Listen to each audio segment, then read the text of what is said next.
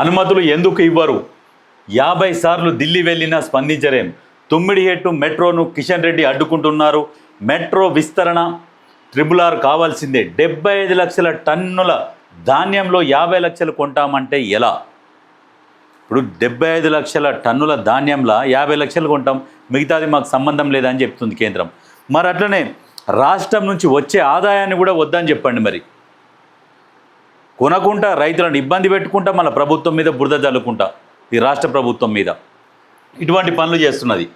వీటన్నింటిపైన 15 తర్వాత కార్యాచరణ చేపడతాం. ఉప్పల్ సభలో సీఎం రేవంత్ రెడ్డి వీటి మీద స్పందించకుంటే, ధాన్యం కొనుగోలు చేయకుండా లేకుంటే, తుమ్మిడిహెట్టు ప్రాజెక్టుకు సంబంధించి మెట్రో రైల్ విస్తరణకు సంబంధించి వీటి మీద స్పందించకపోతే ఈ 15 తర్వాత కార్యాచరణ చేపడతామని చెప్పేసి ముఖ్యమంత్రి రేవంత్ రెడ్డి గారు చెప్తున్నారు.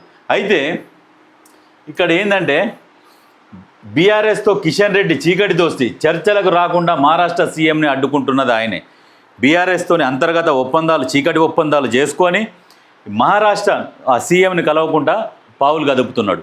ఏంటంటే ఇప్పుడు మహారాష్ట్రతోని మాట్లాడి తుమ్మిడిహెట్టు ప్రాజెక్టు ఎత్తువెంచి ఇక్కడ మెట్రో రెండో విస్తరణ పనులు జరిపించి మెట్రో రైలు కావచ్చు, ఇంకా RRR కావచ్చు, ఇవన్నీ చేసుకుంటూ పోతే అభివృద్ధి జరుగుతుంది. ఈ అభివృద్ధి జరిగినాక ఏమవుతుంది? రేవంత్ రెడ్డికి పేరు వస్తుంది. అరే రాష్ట్రాన్ని అభివృద్ధి బాటలో ప్రభుత్వం ముందుకు దూసుకెళ్తుంది అని చెప్పేసి రకరకాల పేపర్ల వల్లే వేస్తుంటారు.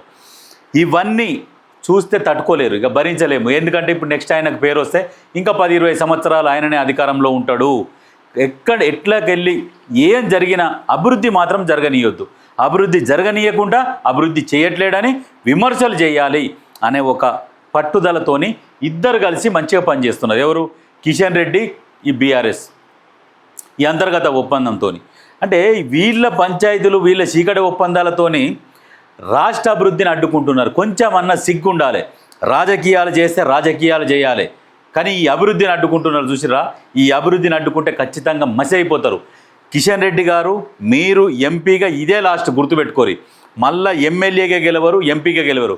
మీకేమన్నా మీరు లాబింగ్ చేసుకుంటే నామినేటెడ్ పోస్టులు తప్పితే మీకు భవిష్యత్తులో ప్రజాక్షేత్రంలో పోటీ చేసి గెలిచి మీరు విజయం సాధించి ఏదైనా పదవులు తీసుకునే అవకాశం మాత్రం జీరో, కనుమరుగైపోయినాయి.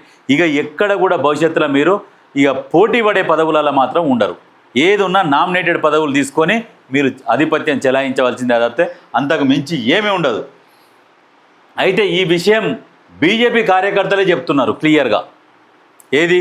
మహారాష్ట్ర సీఎంని పోయి అడ్డుకోవడము, ఈ ధాన్యం కొనుగోలు చేయొద్దని చెప్పడం, ఈ ప్రభుత్వం మీద ప్రజలు వ్యతిరేకించాలి ప్రభుత్వాన్ని, ఈ రకమైన స్కెచ్లు వేస్తున్నారు.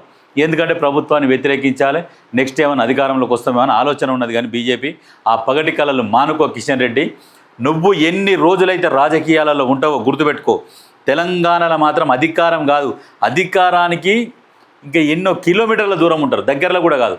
మొన్నటికి మొన్న 8 ఎమ్మెల్యేలు గెలిచిరు కారణము, ఎంపీలు గెలిచిరు కారణము ఆ బీఆర్ఎస్ చేసిన అవినీతికి, బీఆర్ఎస్ చేసిన అక్రమాలకు.